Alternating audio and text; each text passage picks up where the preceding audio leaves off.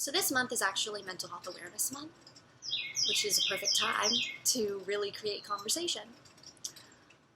I'm on here today because Laura is one of my really good friends. I've known her since high school, and she's asked me to graciously speak on her platform about mental health.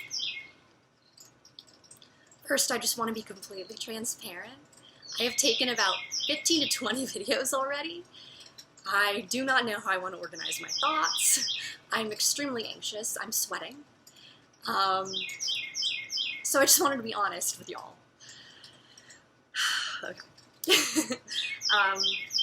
I guess the way I want to start this conversation is with a little bit of education. Everyone has mental health. Just like physical health, everyone has mental health. Your brain is one of the strongest organs. It determines so much of your life perception and your emotion. And that is why we have to take such good care of it.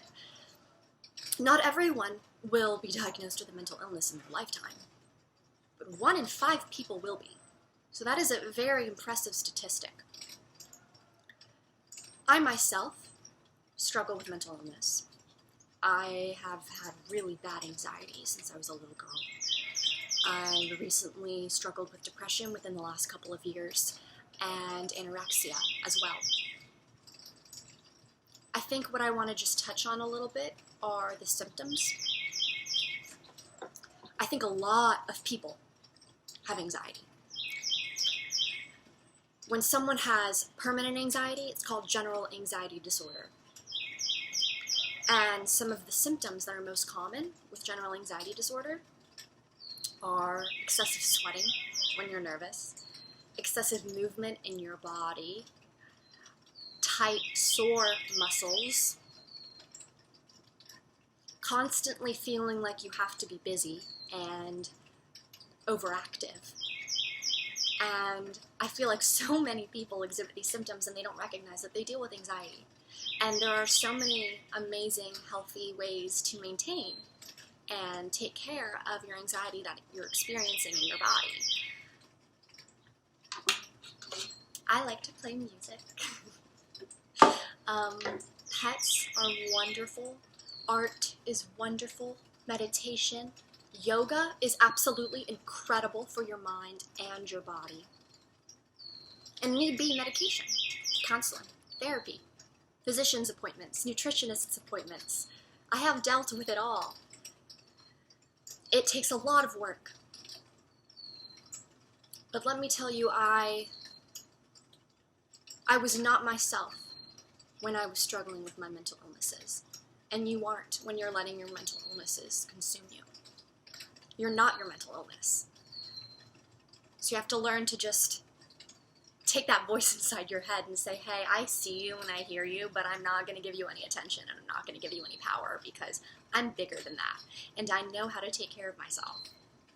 And I want everyone to be able to have resources and tools to be able to take care of themselves and understand if they're exhibiting symptoms or if they're struggling.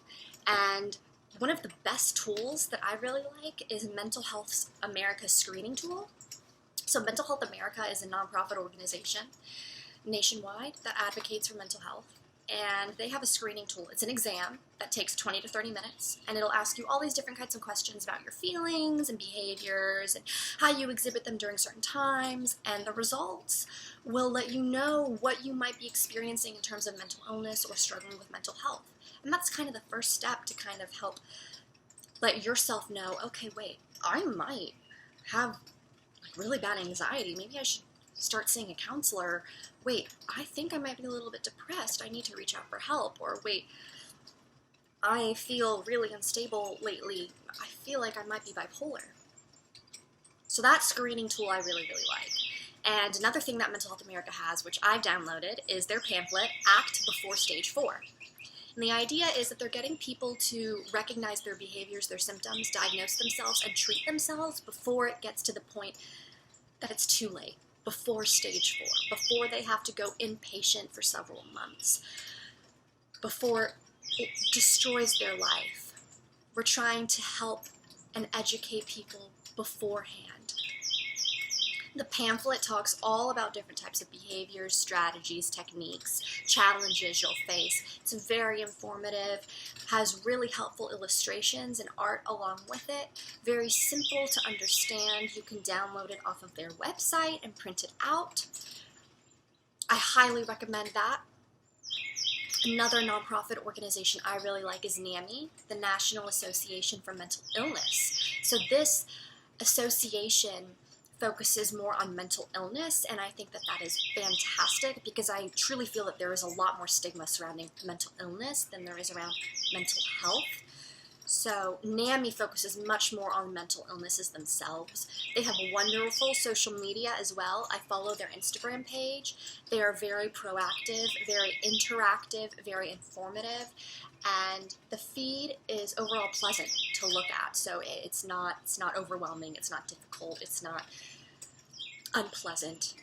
And I highly recommend, if you're interested, to follow NAMI on Instagram, Mental Health America on Instagram. Mental Health America has their own associations in each state, so depending on where you live, you can follow their own specific association. I follow Mental Health America of Houston, since I'm from Houston, and I follow Mental Health America. I follow NAMI Communicates Instagram, and I follow a bunch of other Instagram accounts that talk about mental health that are wonderful.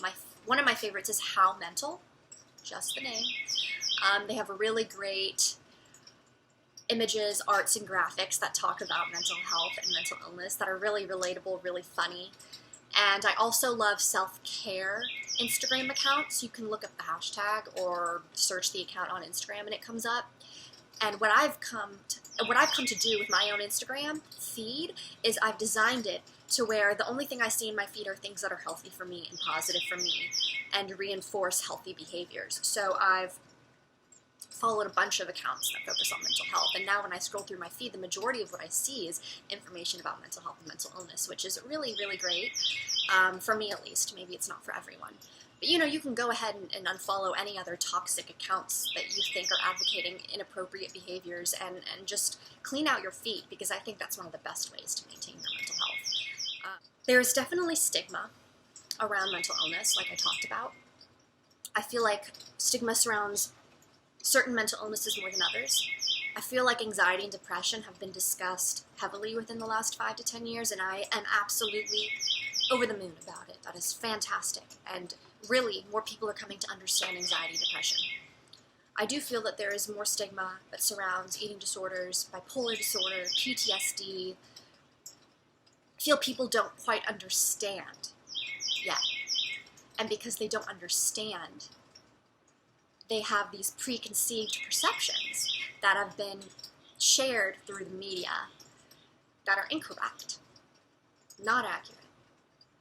And as a result, stigma has developed around mental illness, and that stigma hurts people that are struggling with mental illness. And it hurts you too if you're not, because you're not educated, you're not aware of the situation. And I'm all about educating yourself. Education is power, right? I'm in remission from anorexia, and actually, I don't know that I really want to get into it, but there's a lot of stigma around eating disorders, I know for a fact. I feel like a lot of people assume that people with eating disorders are thin. That's not the case. I feel like a lot of people assume that you can just see a person and know that they have an eating disorder based on their body type. Not the case. There is no specific body type for an eating disorder. There are several different types of eating disorders out there. And they're actually very common in females during college. And I saw a lot of girls, personally, on my college campus who exhibited unhealthy eating habits and behaviors that would have led them to an eating disorder. I think that eating disorders are extremely prominent in this day and age, and anorexia is the #1 mental illness killer among women, 18 to 25. Leads to heart failure. I don't want to get downtrodden here, but we really need to increase education awareness and destigmatize these mental illnesses so we can save lives. I don't really know what else to say. I could say so much, but it's a lot of information, and I don't think that that's helpful. Bottom line, you've got to take care of your mind, just like you take care of your body, because your mind is one of the most important organs. And you want to take care of yourself, because you can't take care of other people or love other people until you take care of yourself, or you love yourself truly. There are resources out there. There are organizations that you can follow. There are ways that you can learn. And you are not alone.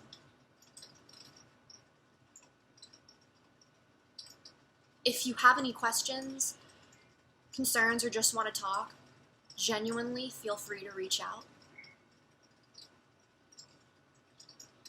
I feel like I can't accurately touch on other mental illnesses that I have not experienced. But there are so many people out there struggling. And I just want to be able to empower everyone with the tools and the education so that they can take care of themselves properly. You have the power. You have the strength to overcome what you're struggling with. I have been the lowest of lows, and I was not myself, and it took a lot of work, but I got through it, and I know that you can too.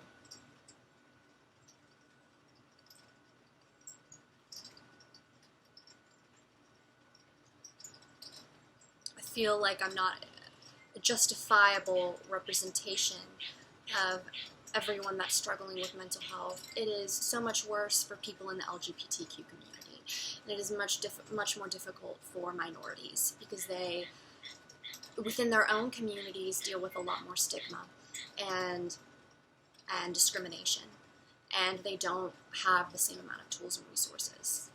I know that I'm blessed. I know that I'm privileged, and other people are not. I just want to acknowledge that.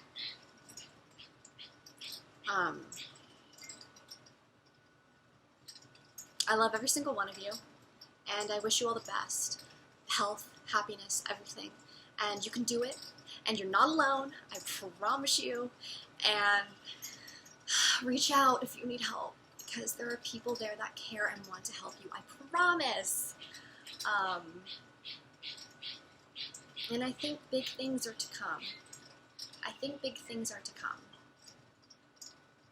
I don't even know if this ramble made any sense, but I'm going to keep this really honest and vulnerable because that's the type of behavior I want exhibited with mental health and mental illness: transparency and honesty and vulnerability. I hope you guys have a good day. I feel super awkward. I'm probably going to play my ukulele now, or stretch, or breathe, or I don't know, I need to eat. But yeah, y'all take care of yourselves, please. I love you all, and you're all important and loved, and you're here for a reason, and reach out. Bye, y'all.